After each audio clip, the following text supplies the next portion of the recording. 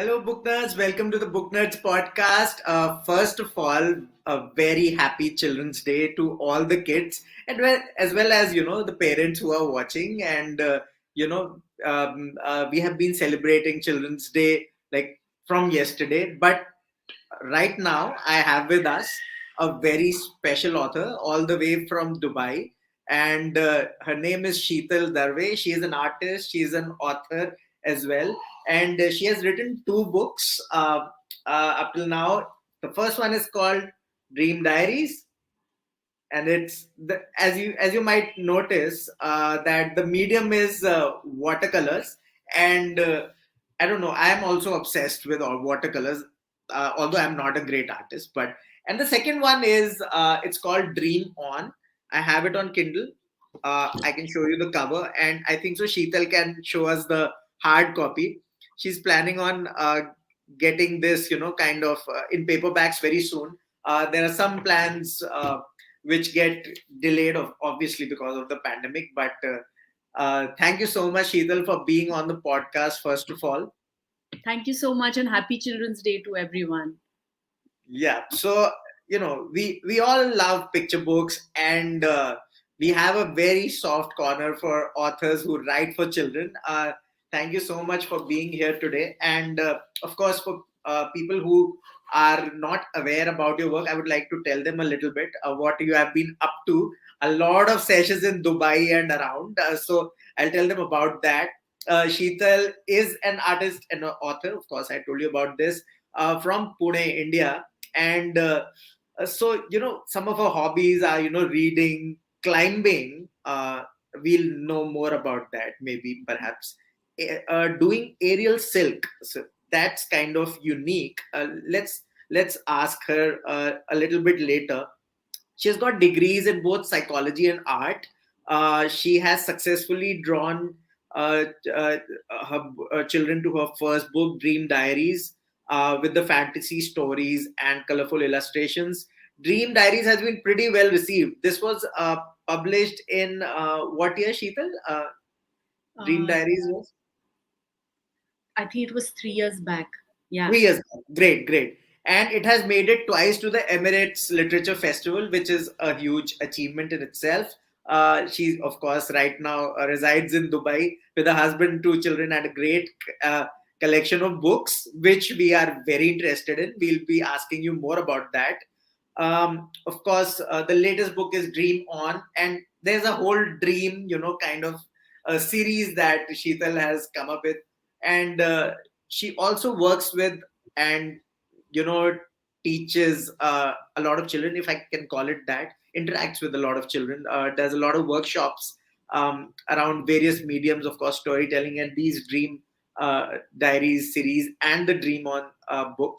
So Sheetal, first of all, why are you so obsessed with watercolors? Because I read about you, and you have mentioned that you are obsessed with watercolors. So I wanted to know that. I just love doing watercolors. I mean, whether it is for a book right now, I mean, the first choice I had for Dream Diaries was watercolors. But watercolors is, I mean, the flow, the transparency, it just is a very unique medium. You can get such a dreamy or a fantasy like look with a watercolor painting. Yeah. So it's just something that, and also watercolor is something that you can't like acrylics, you can't once you have a wash, that's it. You have to be like a master, it has to be a master stroke. You can't have two three Right. layers like you have in acrylics or oil. So Yeah. there is no mistakes are not allowed in watercolors. Yeah. So if you make a mistake, then it's just a It's bad gone, painting. right? It's It's gone. gone. You That's can't it. you can't do it You again. can't do it like you do it in acrylics. Yeah, there's something about watercolors. I mean, being a novice graphic designer, I'm always attracted towards these colors. I mean, you can look at the background of this podcast, and it is something like that. And so it is a very unique medium, and you have kind of executed it so well in the Dream Diaries. Of course, please tell us a little bit about the stories. Of course, I have read, and my daughter has also read it like umpteen number of times, and she is obsessed with Aruba. But let's tell everyone about the stories a little bit so that they kind of Right. can delve into it. Right. So, Dream Diaries is basically, like the name suggests, about dreams. It's about fantasy. So, there are three Yeah. short stories, and all the three short stories are to do with fantasy. At the same time, you can very well connect with the like real life. So there is a reality to it as well as a dream like thing. So the first story is Aruba, which is about this little girl, and she's always wanted a pet dog. So that Yeah. story is about that. The second story is the Lollipop Garden, which is complete like mesmerizing. The kids really love this story. So far, that story has just been a favorite for all the kids. Yeah, so it's like a garden full of lollipops, and Yeah. it's like a child's dream. That's Yeah. so that's the second story. I would And love it even now. I mean, if you if you give me lollipops in the garden at any point of time, I mean, I would love it even now. exactly, so it's something like, as the kids eyes like really Yes. become widen when Yeah. they hear about the story. Then the third story is about the pink elephant. So that Yeah. again is a fantasy story. It's about a little baby elephant getting lost in the woods, and how he meets another elephant, and the story continues like that. So I would leave it to the readers to know Of what course. the end is. And Yeah. I mean, producing a children's book, it seems so innocuous, I mean, I've been in the publishing sort of business, you can call it, for a bit now. Sometimes, children authors are taken lightly. It is okay. You have written a picture book, it's fine. That happens. When you compare them to, say, the fiction sort of serious writers talking about serious stuff. What goes into creating a picture book like Dream Diaries, or for that matter, Dream On?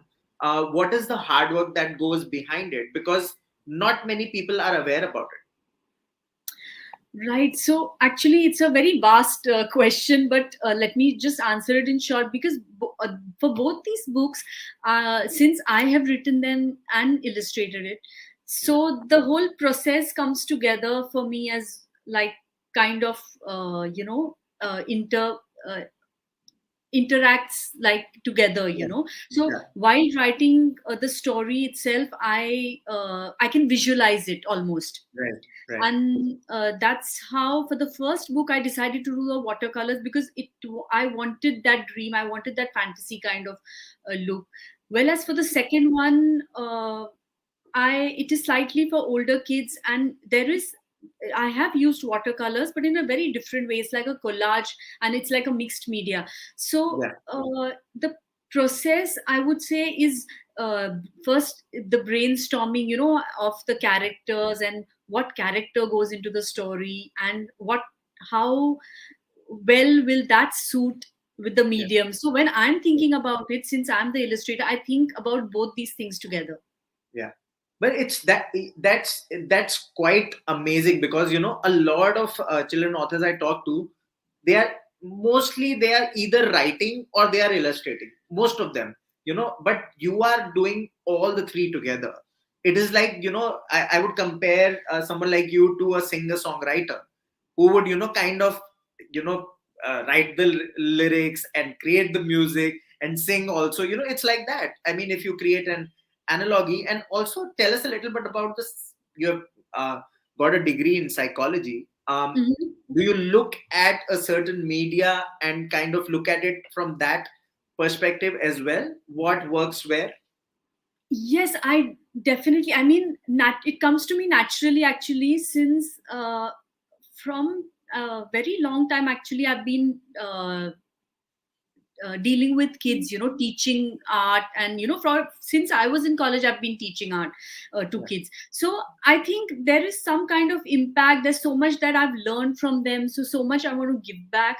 So yeah, I think that's the reason. First of all, I chose to probably write children's books, yeah. and yeah, I think that's how it just cultivated that way. Let's talk about the offline events and workshops that you do. When you have completed the workshop and kind of course, I mean, from experience I can tell you that, and we discussed this earlier as well before we went live, that the offline events are so, they are just a different sort of, give you a certain satisfaction which no online session can give you, although we are inside an online session, but it is not the same thing. Everybody knows that. Right. But how do you judge, like, kind of, like a 360-degree appraisal of your workshop? How do you do that?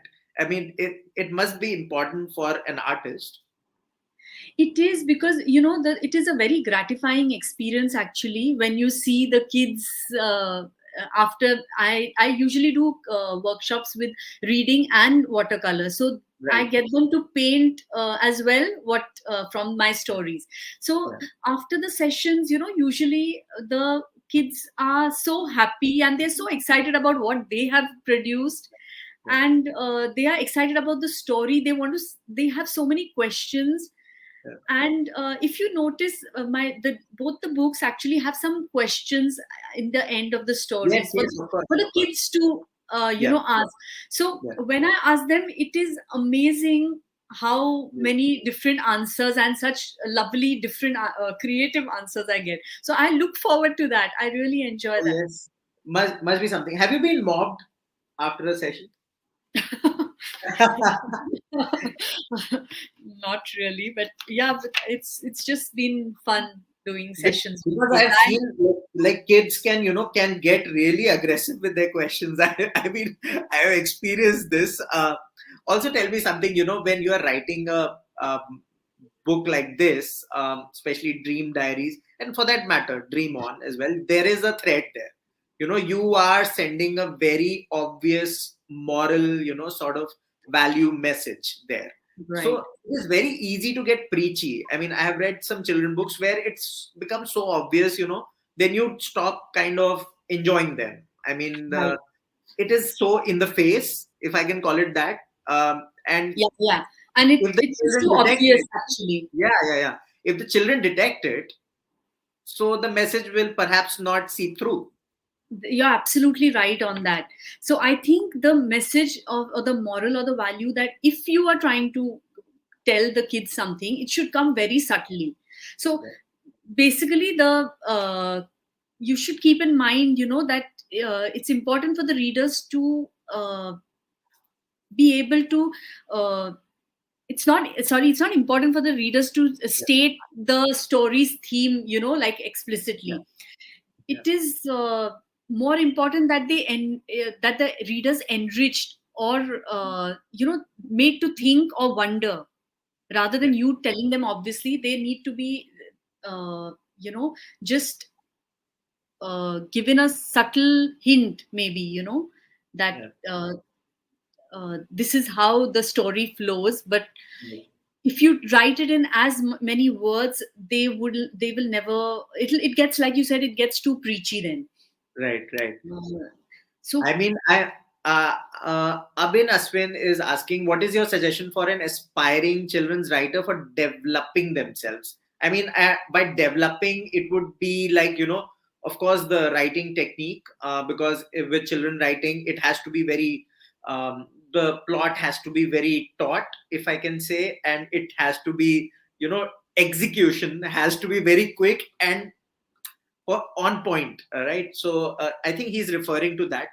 Would you like to answer so that? yeah, so I think to develop the writing, most important, I would say, for all kids is read, read, read, read, read. The more you read, the more your vocabulary increases, the more there is so much that you get. Even the plots, you don't have to copy the plots, but you know what's happening. And also, that's one thing. So reading is one thing. Another thing is that if you keep your eyes open just to the world around you, notice, people around you, the characters. If you start noticing the characters, okay, this guy is uh, hefty, or and just notice what he's doing, you can Yeah, actually use that in your character description. And I've yeah, mentioned that to a lot of kids. So just by keeping your eyes open and looking around, or yeah, keeping keen eye on what's happening in the world around you, Yeah.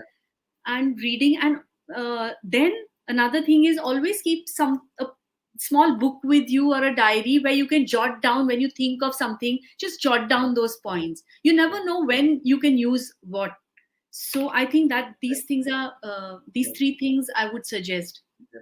Do you still like, do you use your phone or laptop, or you write your stories on, like, I jot down? always write. I always write. So even if I Wow. have to write some points, Yeah. whatever I have to write, I have a diary in my. I write them down, and Yeah. then I probably take a picture of that on my phone so that I remember. But Right. I prefer writing always. Wow, you have something in common with the great Ruskin Bond then, because he writes everything. He writes down his manuscript up here in Landor in Missouri. He's there. Right. Yes. Yes. Yeah, yeah. I find it much more. It's hands on. Organic, You can actually. It's easier for me organic. to do that. Yeah, yeah. It's quite organic, right? I mean, it comes naturally to us, perhaps. Yes, and like I said, I'm not very. I wouldn't say I'm very tech savvy, so I somehow don't uh, enjoy typing what I want to write. It Yeah, just comes as a better flow when I'm writing it right. in a book. You know. Plus, you are an artist, so I mean, Yes. again, so S. Sacha Das is saying that, encouraged to question. They should be encouraged to question traditional folk tales. So I think he's talking about folk tales. Do you plan on kind of, writing something like based on folk tales also in the future? You are in the Middle East. There are so many tales there. So Right. perhaps, yeah, So actually, I would like to say something. I mean, this is. It's not that I'm in middle of writing anything, but I have been doing sessions with kids around the world for stories that the kids have written themselves, and they are illustrating it. So I'm helping them illustrate those stories. So a lot right. of them are to do with folk tales as well. So that book is. It was just going to be published very soon, in a month or so. Wonderful, It's called wonderful, bedtime stories. And wonderful. so we have these continuous sessions, and you will see more of these books. This is volume Yeah. one. Also, can you tell everyone that how can they kind of, follow where you are taking a session? I mean, you go across, like, borders, so that's why. Yes. So actually, if you just get in touch with me through my email, because then I conduct Zoom sessions. So then, if Acha. they are interested, I can Right. get them on the Yes, session. got it. So the email Perfect. address is the best to get in touch with me. Perfect. So if you want her email address, I think so. You'll Should find I? it on her website, Yes. sheetaldurve.com, right? Yes. It's Or very you can simple. even Yeah. contact me through my website. Even that is fine. That's Uh, easy. It's Website. sheetaldurve.com. Yeah. And social media, Sheetal is on Art of Sheetal, so you can reach her there. Also, I wanted to show an illustration to everyone first.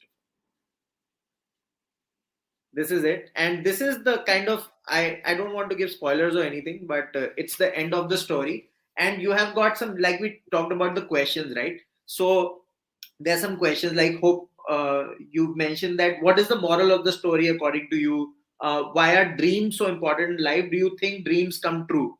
These questions, of course, a psychologist, I mean, who has studied psychology would know better to kind of what to, poke at to get a kind of response.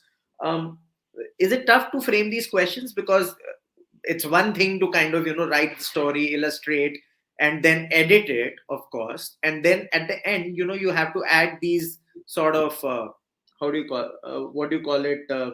Kind of, Just it's like yeah, make it makes you think. It makes you more right. curious Yeah, for the kids. yeah, So yeah. the whole idea for to have basically these questions, like I said earlier, was not to paste the moral on somebody. You Yeah. know, to uh, uh, get it out from them. What did they learn from the story? And and actually, if you see all the three stories in Dream Diaries, Yeah. they each story has not just one moral. So everybody takes a different thing, Right. out of it. Right. So which is Right. what I wanted. Which is what I wanted. I wanted them to come out Right. with the morals. Yeah, it is. Actually, even looking at the questions, I was like, I was thinking about a third thing, but it was not there. So Exactly. it's kind of, very, it's very unique, and it depends on the individual, what So yeah, they the come up thing about the questions was not really difficult. I just had to think about how to get it out from them. That with. was Right. my whole Right. intention. Right. Let's look at this one. I wanted to give everyone a taste of kind of what you do. That's why I'm showing the illustration. Of course, guys, you have to buy the book. We are not going to show everything. You have to go on Amazon, buy the book. It's a very sort of I would say, with these questions, it also becomes a workbook as well. At the same time, you have some food for thought. You think about it. It is not just the story. So, and plus, you can paint. I mean, you can draw and you can color. I mean, it's a very unique sort of thing that Sheetal has come up with. And of course, with her workshops, it becomes more engaging. But of course, we talked about the Zoom sessions. Okay, let's talk about Dream On, because I read it and I found it even more enticing, because it was kind of, it's the age group is slightly above, it's 7 to 14, that age Right. group. It Right. talks about this $100 bill that has got a life of its own, and a very unique premise, I must say. We'll ask you, of course, how you came up with that. But before that, I just wanted to show an illustrations, and I want to, I will show it on my on the book actually. हाँ So उसमें better नजर आएगा, it would be better there. Yes. So what? It's so beautiful. Oh my God, I have it on Kindle. I hope I can get it a physical copy soon. yeah, Uh, it will be there soon. So Yes, so the kid is strolling, and uh, and then of course the story goes on. Tell us a little bit about the premise, so that everyone gets a hang of it, like what's right. happening in the. So for Dream On again, it's like you said, for slightly older kids, and the whole concept is very, it happens to all of us, or like it must have happened. I'm not at this age, but when we were kids, I'm sure everybody went through this phase of uh, Right, life where you found something, or or you had, and your friends and your relationships. So Dream On is more about how to deal with relationships, yeah, or uh, how do the kids go about, how do they think. yeah, And it has a very interesting end in the like the $100 bill, like you said, has its own yeah, way uh, yeah, going through. So yeah. uh, yeah, that's It teaches a lot. It teaches a lot. I mean, even at this age, I was like, okay, don't be greedy. So it is quite something. A question about reading, because you deal with you interact with a lot of kids, and have you seen a marked difference between kids who are read to, or perhaps the parents are actively participating in the reading journey, vis-a-vis kids who don't get, perhaps the parents are busy or don't have that inclination? Have you seen a difference there? Is there an obvious yes. difference? Yes, there is a uh, obvious difference actually, because when you read aloud, it is proven to have a cognitive effect on it really enhances your cognitive skills. So the power of the reasoning power, or how you deal with problem Right. solving. So I think at an early age, when you are read to right from the beginning, it Yeah. does have a marked difference for the Okay. kids, because when you are talking, it also the kids are listening to it, so those skills are developed as well. Here I'm Right. talking about very young kids, but like if it started from that age, Yeah. then it really shows a marked difference. I've So seen it. basically, you are saying that you are preparing for a SAT exam from, like, LKG. I mean, you don't know it actually, but you are actually, or a TOEFL or something like that. You are actually using all the reading and listening and all the skills, right? Listening and the language as well, it Yeah. enhances the language Yeah. skills Yeah. as well. Obviously. So yeah, basically, even the pauses. So when you are actually writing, when you're thinking about that, if I'm reading to a child, and yeah, when I'm reading and I pause when the commas are, or I when I'm asking a question, yeah, so they know when to use, when they're writing, they know when to use that punctuation. So there's a lot of difference. yeah, I mean, yeah, it really helps in a positive way. yeah. Also, combined with illustration, when kids are illustrating at the same time, I mean, they are writing also, thinking about a story. They have read the story. Let's talk about the first one itself. It's Aruba, that story. So the combined effect, what does painting together with reading and thinking about storytelling, what does that give a child?